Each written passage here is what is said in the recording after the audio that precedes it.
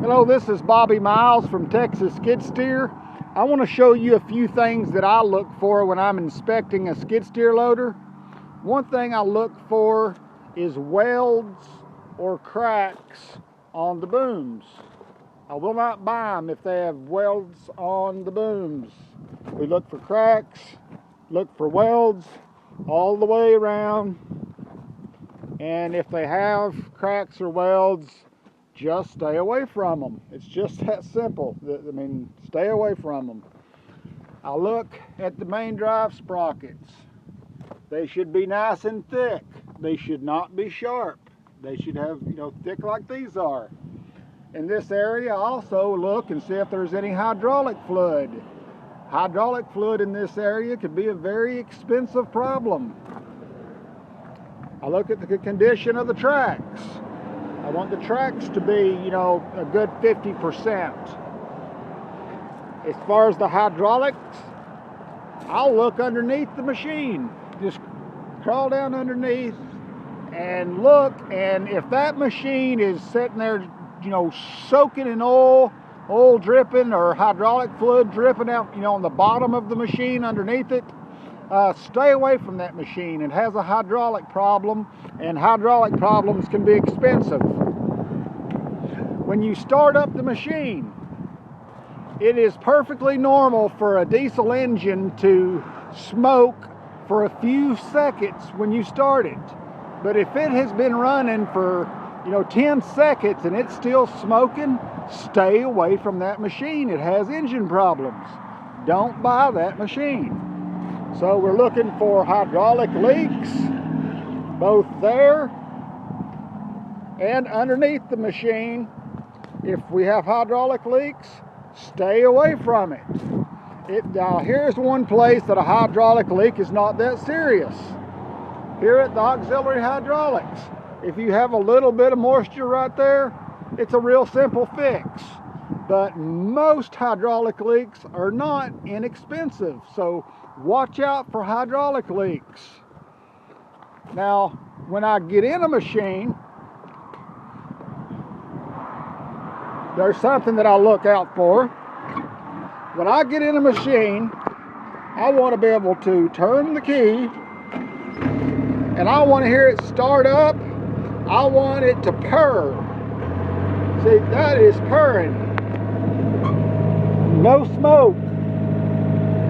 The machine sounds good. I'm gonna rev it up. It needs to sound good. You don't need any abnormal noises from the engine. I'm gonna lift up the boom. When I lift the boom up, I do not want to see it going back down by itself.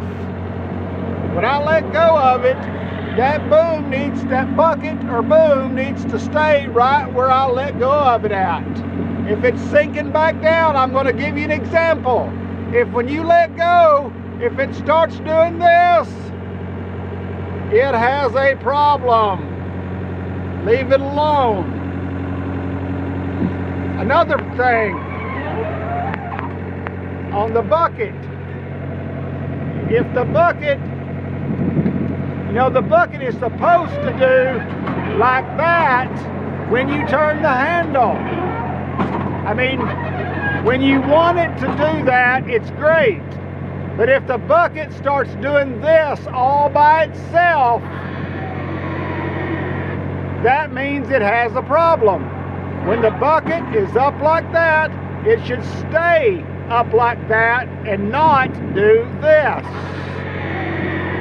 If it does that, it has a problem. I want to see the machine do this. See, I've lifted the machine off of the ground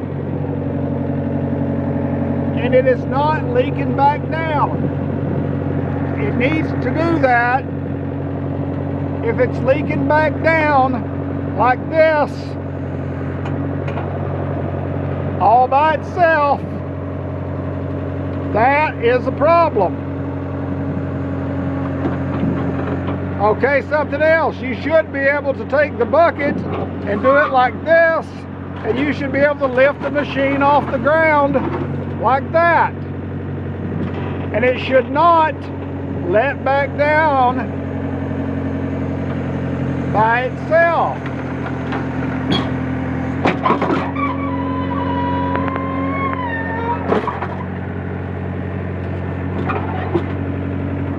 Anyway, that's a few things that I look for when I'm checking out a skid steer loader.